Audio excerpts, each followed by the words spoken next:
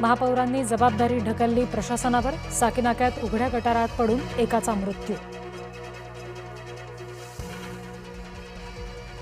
अस्लम शेखच्या वारसदारांना 10 लाखांची मदत जाहीर. गेल्या 10 वर्षात 5 जण दगावले. उघडी गटारं घेतायत मुंबईकरांचा बळी. उघडी गटारं, जुनी झाडं मुंबईकरांसाठी जीवघेणी. मुंबईमधील चर्चगेट परिसरामध्ये झाड कोसळलं. 3 वाहनांचं नुकसान. सुदैवानं जीवितहानी नाही. पावसामुळे लोकल रखडल्या. मुंबईकर प्रवाशांची अवस्था बिकट. रेल्वे रुळावर साचलं पाणी. लोणावळ्यामध्ये दाट धुक्याची चादर. दाट धुक्यामुळे वळणदार रस्त्यावर वाहन चालकांसमोर आव्हान. कोयना धरण परिसरामध्ये पावसानं धरला जोर. धरणाच्या पाणी पातळीत 1 फुटानं वाढ.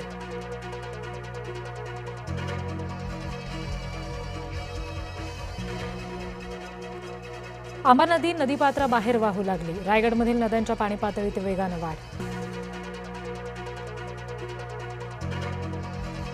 निवळी घाटात संरक्षक भिंतीच्या बाजूची दरड कोसळली. दगड रस्त्यावर आल्यामुळे मुंबई गोवा महामार्गाला फटका. एमपीएससी परीक्षार्थींचा ऑनलाईन परीक्षा घेण्याला विरोध. अमरावतीमध्ये एमपीएससी परीक्षार्थींचा जिल्हाधिकारी कार्यालयावर मोर्चा.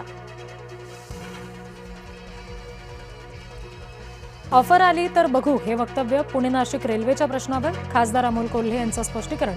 शरद पवार गट एकत्रच राहील असाही विश्वास. पावसाळी अधिवेशनानंतर काँग्रेसमध्ये मोठे फेरबदल होण्याची शक्यता. हर्षवर्धन सपकाळ यांचा प्रदेशाध्यक्षपदावरून त्यांची उचलबांगडी होण्याची शक्यता. केतनला ढकलल्यानंतर त्याचा फोन सियाकडे केतनच्या फोनमधून डेटा डिलीट केल्याचा संशय. भाजपचे मंत्री आणि आमदार सभागृहात वारंवार गैरहजर. प्रदेशाध्यक्ष रवींद्र चव्हाण यांची नाराजी. कारवाईबाबत मुख्यमंत्र्यांची भेट घेणार. डिजिटल इंडियामुळे भारताची नवी ओळख. केंद्र सरकारच्या डिजिटल इंडिया या उपक्रमाला बुधवारी पूर्ण झाली 11 वर्ष. व्हॉट्सअपच्या नव्या वैशिष्ट्यामुळे सायबर गुन्हे वाढण्याची भीती. केंद्राची मेटाला नोटीस. जून महिन्यामध्ये कच्च्या तेलाची विक्रमी आयात. रशियाकडून दररोज 26 लाख बॅरल तेलाची खरेदी.